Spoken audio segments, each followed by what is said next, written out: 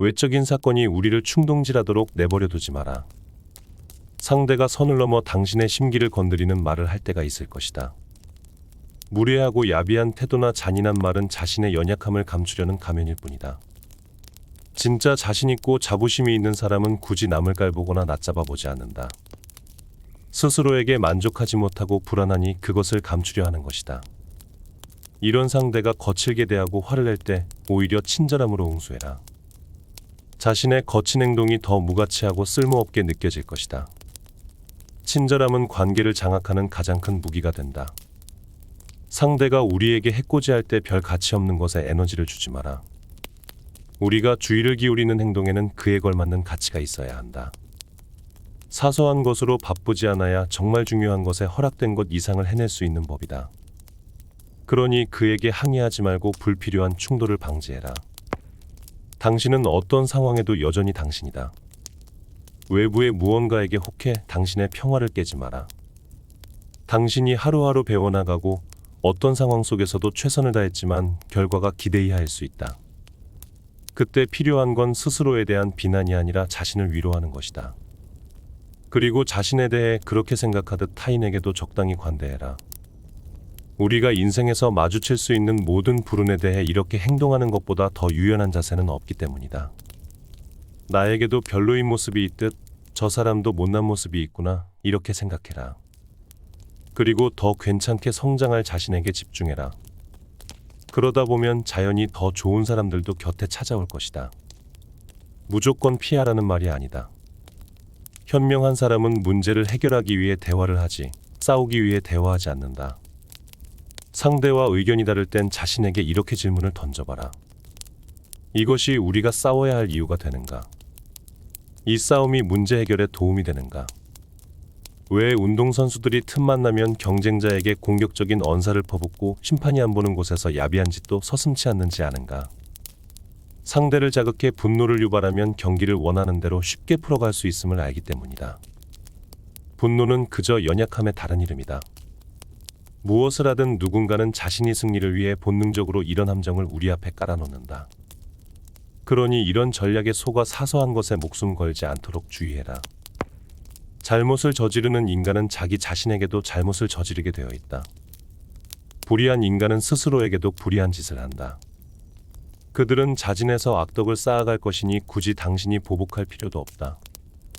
누군가의 별로인 모습에 분노가 치밀 땐 나에게도 유사한 결점이 없는지 살펴봐라. 이렇게 생각하면 우리는 분노에서 빨리 벗어날 수 있다. 악의도 의도도 없이 저지른 잘못이 우리도 얼마나 많은가. 칭찬하려 한 것인데 오해를 불러일으켜 상대를 곤란하게 했던 것, 잘못된 정보를 믿고 그에 따라 행동했던 것. 우리도 이런 실수를 끝없이 나열하며 살아가게 될 것이다. 자신의 잘못을 넘기는 것처럼 타인의 별로인 모습도 넘겨라. 우리에게 좋은 점이 있듯 그들에게도 좋은 점이 있을 것이고, 남에게 나쁜 점이 있듯 우리에게도 나쁜 점이 있다. 그러니 타인의 어떠함은 당신에게 있어 별로 대단할 것 없다. 관대할 것까진 없고 그냥 무시해라. 남들이 당신에 대해 뭐라고 할지 신경 쓰여 피곤한가? 통제 밖의 것을 바라지 마라. 불안과 초조에 시달리느라 신경질적으로 변한다면 결국 고통받는 것은 나뿐이다. 세상의 온갖 사건과 사물이 우리를 괴롭힌다. 하지만 우리를 괴롭히는 것은 대부분 우리 자신이 상상한 것일 뿐 실제가 아니다. 그것들은 마치 꿈처럼 어느 한순간에는 현실로 느껴지지만 곧이어 터무니없는 본래의 모습을 우리 앞에 드러낸다. 이 두려운 일에 무슨 의미가 있겠는가? 전혀 없다. 그냥 의미 있는 것처럼 우리가 생각하고 있을 뿐이다. 분노와 두려움, 극단적인 감정이 솟구칠 때도 마찬가지이다. 우리를 괴롭히는 것들은 깨어있는 동안에만 지속되는 백일몽과도 같다. 우리를 도발하는 것들은 현실이 아니지만 우리의 반응만큼은 현실이다. 그러므로 악몽 속에 머물지 말고 지금 당장 깨어나야 한다. 우리가 통제할 수 없는 것이 행복을 결정하도록 하는 것만큼 어리석은 일은 없다. 만약 우리가 타인의 인정 여부에 맞추어 자신의 목적을 설정한다면 끊임없이 실망하고 마음을 다치게 된다. 하지만 자신의 행위 자체를 사랑한다면 주어진 과제 자체에 만족하고 자신의 모든 역량을 쏟아부을 수 있게 된다. 우리는 타인의 인정과 사회적 기준이 아니라 행동에서 즐거움을 찾아야 한다. 인정받는 것이 아니라 옳은 일을 하고 있다는 데에 목적을 두어야 한다. 이렇게 했을 때 우리는 항상 만족과 평정을 유지할 수 있다. 외적인 상황은 생각할 수 있는 능력이 없다. 외적인 환경은 인간의 감정, 인간의 불안에 대해 어떠한 관심도 두지 않고 무관심함을 기억해라. 폼페이우스와 카이사르 사이에 내전이 일어났을 때의 일이다. 망명 높던 정치인 카토에게 군대의 통수권이 부여되어 엄청난 영예와 함께 거대한 권한이 주어졌다. 그러나 이를 질투한 내부자들의 모략으로 상상할 수도 없는 굴욕과 함께 자리가 철회되었다. 하지만 기록에 따르면 카토는 그 사건에 대해 어떤 반응도 보이지 않았다. 그는 명예에도 불명예에도 무관심과 수용이라는 일관된 방식으로 대응했다. 수치스러운 모욕을 겪은 후 그는 대중집회에서 감동적인 연설을 했고 수많은 시민들이 그의 주변에 모여들었다. 모욕을 모욕감으로 받아들이지 마라. 짜릿한 보상과 타인의 인정도 마찬가지이다. 지위의 변동은 우리가 누구인지를 말해주지 않는다. 오직 행동만이 당신이 누구인지를 말해준다. 올바르지 않은 견해를 보이는 사람들에게 둘러싸여 있을 때 옳은 행동을 하기란 얼마나 어려운가. 부정적인 말들을 쏟아내는 사람들에 맞서 긍정적인 태도와 열정을 유지하기란 또 얼마나 어려운가. 극적인 상황과 이해관계 충돌에 마음을 뺏기지 않고 자신의 관점을 유지하기는 또 얼마나 어려운 일인가. 우리는 생각보다 자주 이런 일들에 노출된다. 피하려고 노력해도 불가피한 순간은 계속해서 찾아온다. 그때에는 이런 것들이 우리 마음을 관통해 지나가도록 허락할 수밖에 없다. 하지만 우리에겐 무엇을 허락하고 또 무엇을 경계할지 결정할 능력도 있다. 내가 사는 집에 초대하지 않은 손님이 찾아오는 것을 막을 수는 없을지라도 더 머물게 해달라는 그의 요청을 거절할 수는 있다. 힘든 하루를 보내고 난 후 우리는 이렇게 말한다. 업무 강도가 장난이 아니었어. 상사가 정말 짜증나게 하는군. 하지만 이런 일은 불가능하다. 누군가 우리를 짜증나게 할 수 없으며 업무가 우리를 압박할 수도 없다. 사물과 사건은 내면에 접근할 수 없다. 감정으로 인해 그것이 실제하는 것처럼 느낄 뿐이다. 이 짜증은 당신 안에서 일어나는 것이지 밖에서 오는 것이 아니다. 이를 가치 판단이라 부르며 내면에서 일어나는 인지, 사고, 견해를 일컫는다. 타인의 잘못은 무시하면 그만이다. 무시하지 못하고 짜증내면 나만 흥분될 뿐이다. 사건은 주관의 영역 밖에서 객관적으로 존재하는 대상이다. 그러므로 나를 혼란스럽게 할 수 있는 건 나의 판단뿐이다. 외부의 편견이나 통념에 구애받지 않고 남의 말에 흔들리지 않는 스스로의 결정을 내려야 한다. 인간은 놀라울 만큼 자기 자신을 사랑한다. 그럼에도 자신의 판단보다 다른 사람의 판단을 더 신뢰하는 이상한 모습을 보인다. 어제 산 셔츠가 마음에 들어도 배우자나 동료가 시큰둥하게 반응하는 순간 구매를 후회하는 일이 얼마나 잦은가. 자신의 성취나 재능에 대해서도 제3자의 평가가 있기 전까지 확신하지 못하는 것이 현대인이다. 다른 사람의 반응이 실제 나의 의견만큼 중요하지 않다는 것을 안다면 우리는 더 많이 행복해질 수 있다. 남의 생각에 자비를 구하고 남의 허락을 얻는 것에 정열을 쏟는 것만큼 위험한 노력은 없다. 어떤 일에 대한 다른 사람의 생각을 알기 위해 너무 많은 시간을 소비하지 마라. 내가 생각하는 것이 무엇인지 알기 위해 노력해라. 결과가 아닌 이로 인해 생길 효과에 대해서 그리고 그것이 옳은 일인지 아닌지에 대해 더 생각해야 한다. 성공을 경험하고 있을 때에도 마찬가지이다. 성공에 취해 변하지 않도록 유념해야 한다. 어떤 유혹에도 불구하고 건강한 인격을 유지하기 위해 지속적인 노력을 기울여야 한다. 그에 이르는 길은 이성만이 알고 있다. 누군가 내 생각과 행동이 잘못되었음을 증명하고 지적해준다면 기꺼이 그 오류를 시정할 것이다. 외부에 흔들리지 말고 남의 말에 신경 끄라면서 이게 웬 말인가 싶은가. 나는 단지 진리를 찾고 따르기 때문이다. 남이 한 말이든 나의 깨달음이든 상관없다. 그게 중요한 게 아니라 그것이 참된 진리인지가 중요하다. 그러니 마음이 바뀌는 것을 두려워해서도 안 된다. 우리는 평생 배워야 한다. 진리를 찾아 추구함에는 고정되지 않는 자유로운 태도를 가져야 한다. 우리 앞에 화려한 음식이 놓여 있을 때 이렇게 생각할 수 있다. 이것은 죽은 물고기이고 저것은 죽은 새 혹은 돼지들이다. 이 향기로운 와인은 한 다발의 포도에서 즙을 낸 것이고 저 화려한 예복은 조개 껍데기에서 추출한 염료로 양털을 염색한 것일 뿐이다. 인간의 인식은 이런 방식으로 실제 사건을 포착할 수 있고 그렇게 함으로써 우리는 그 사건의 실제 모습을 들여다볼 수 있다.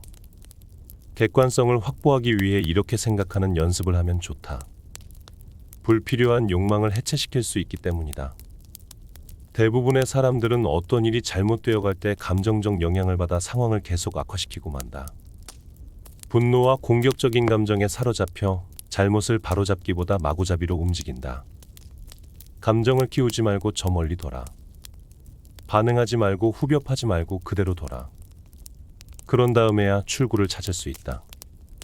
이성적이냐 비이성적이냐 하는 것이 사람마다 다른 것처럼 선이냐 악이냐 혹은 유용하냐 무용하냐는 판단도 사람마다 다르다. 이 때문에 우리는 배움이 필요하고 배움으로 선입견을 버리고 참된 이성을 갖출 수 있다. 마찬가지로 사물과 사건에 대해 자신의 생각을 고집하기는 무척 쉽다. 그저 다른 것을 받아들이지 않으면 그만이다. 먹고 싶은 것만 먹고 듣고 싶은 것만 듣는 것이다. 이는 얼마 못 가 탈이 난다. 무엇이 좋고 나쁜지 생각하지 않는 편식은 큰 병이 나기 마련이다. 배움을 바탕으로 엄격하게 검증해 나가면 자신만의 나침판을 만들 수 있다. 남과 과거의 나, 어느 누구에게도 속하지 않는 지금 이 순간의 나의 신념과 사상을 이뤄나가는 것이다. 이것은 세상의 유해한 유혹들로부터 우리를 지키는 강력한 방어막이 된다. 독이 되는 인간관계, 적성에 맞지 않는 직업, 사람들을 괴롭게 하는 수많은 해악을 피할 수도 있다. 그렇다면 어떤 기준이 있어야 하는가? 나만의 기준? 아니다. 타인과 구별되는 자신만의 기준에는 독선과 오만에 빠질 위험이 다분하다. 그럼 타인의 기준? 아니다. 자신의 행복을 타인에게 맡기는 것은 어리석다. 사람들이 많이 다니는 가장 분주한 길이 우리를 가장 많이 속인다. 그렇다면 기준을 어떻게 정해야 하는가? 누군가를 모방하려 하지 말고 자신의 이성을 사용하되 겸손, 친절, 공정함, 정의감, 절제와 같은 덕성에 기대어 기준을 정해라. 이는 배움에서 나온다. 우리는 좋은 일만 앞길에 펼쳐지길 희망한다. 좋은 소식, 좋은 날씨, 그리고 행운 같은 것들 말이다. 하지만 그것은 변덕이 심하여 나타났다가 금방 사라지곤 한다. 변하지 않고 영원히 좋은 것으로 남을 것은 이미 우리 안에 있다. 우리 안에 선은 상황이나 조건에 상관없이 그 모습 그대로 존재한다. 그러나 선은 택배처럼 배달되는 것이 아니다. 내면의 깊은 사색과 행동을 일치시켜야 모습을 드러낸다. 무한한 우주 속 인간의 유한성을 깨달으면 인간의 세속적인 관심사가 얼마나 덧없는 것인가를 깨닫게 될 것이다. 현대인은 고대의 인류 사회보다 강압적 상황에 익숙해지려는 경향이 있다. 우리는 원하면 다른 직업을 가질 수 있는 가능성이 충분함에도 지금 다니는 직장의 압력을 참아낸다. 주변 사람들의 옷 입는 격식을 따르며 실제 생각은 드러내 말하지 않고 소속된 집단에서 벗어나는 것을 두려워한다. 그래서 때로는 잔인한 비난이나 무례한 손님을 참아내기도 한다. 그들의 승인과 평가를 얻어야 하기 때문이다. 이들이 가진 힘은 모두 우리가 원하는 것에서 비롯된다.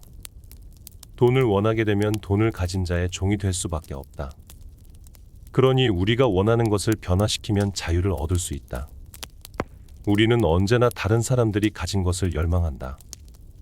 특히 나와 비슷한 지위에 있는 사람이 내가 원하지만 가지지 못한 것을 소유하고 있다면 어떻게든 그것을 가지려고 애쓴다. 그런데 역설적이게도 우리가 부러워하는 그들 또한 그렇다. 부러움은 돌고 돌면서 욕망만 낳을 뿐 만족을 모른다.